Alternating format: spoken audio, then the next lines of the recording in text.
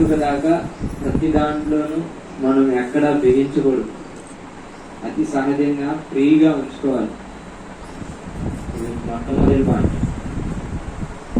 అప్పుడు శరీరం సుఖవంతం అవుతుంది.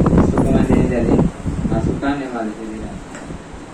రెండవది శ్వాస మీద ధ్యాస. సహజంగా జరిగే ఉచ్ఛ్వాస నిశ్వాసం గమనిస్తూ ఉండాలి.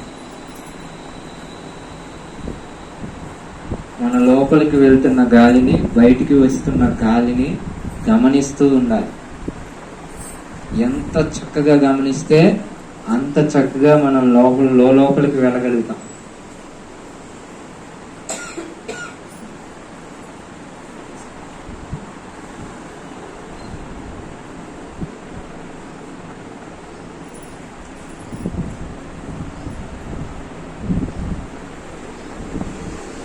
ముక్కులోని గాలి ముక్తికి మరి దారే అన్నారు.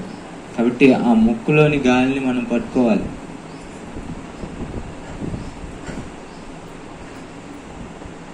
అయితే బొడ్డు దగ్గర అనే తర్వాత ఫస్ట్ మనం గమనించాల్సింది ఇక్కడ ముక్కు దగ్గర గమనించాలి.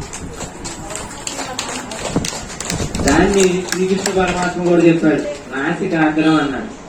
నాసికాగ్రం దృష్టి నిలుపమన్నాడు. అంటే ఆనాపాన సమారాధ్యే భ్రూమధ్యంలో పెట్టమన్నాడు ఆయన. దృష్టి నిలుపమన్నాడు. దృష్టి నిలపడం వేరు, గమనించడం వేరు. ఇక్కడ గమనిస్తున్నాం, దృష్టి నిలబట్ల. బాగా అర్థం చేసుకోవాలి. చాలా మంది దృష్టి పెట్టమని చెప్తారు, దృష్టి పెట్టద్దు. దృష్టి పెట్టినప్పుడు పెయిన్స్ వస్తాయి, నొప్పులు వస్తాయి. మీకు ఇక్కడ ఓ లాగేస్తుంది, ఇక నేను చేయలేను అంటారు.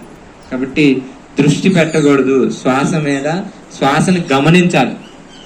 మనకి సహజంగా జరిగే ఉచ్ఛ్వాస నిశ్వాసను గమనించమని చెప్తారు. అది ఎక్కడ గమనించాలంటే, ఇది నాసిక అగ్రం అయితే ఇది నాసిక కొన. నాసిక అంటే ముక్కు అర్థం. ముక్కు కొన దగ్గర శ్వాస మొదలవుతుంది. ఇక్కడ గమనించాలి. ఇక్కడ గమనించడం మొదలు పెట్టినప్పుడు అది మీకు ఇందాక చెప్పాను, 14 శ్వాసలు 13 శ్వాసలు అవుతున్నాయి అని చెప్తున్నాం కదా. ఇక్కడ దాకా వెళ్ళే మొదలైన శ్వాస మన బొడ్డు దాకా వెళ్తుంది గమనించగలిగితే.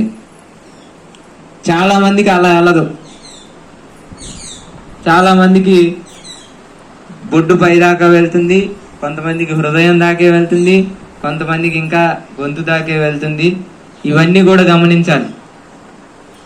మనం శ్వాసను గమనిస్తున్నామంటే ఆ శ్వాస ఎక్కడ దాకా వెళ్తుంది, మొదలైంది ఎక్కడ, అది ఎండ్ అవుతుంది ఎక్కడ కూడా గమనించగలగాలి.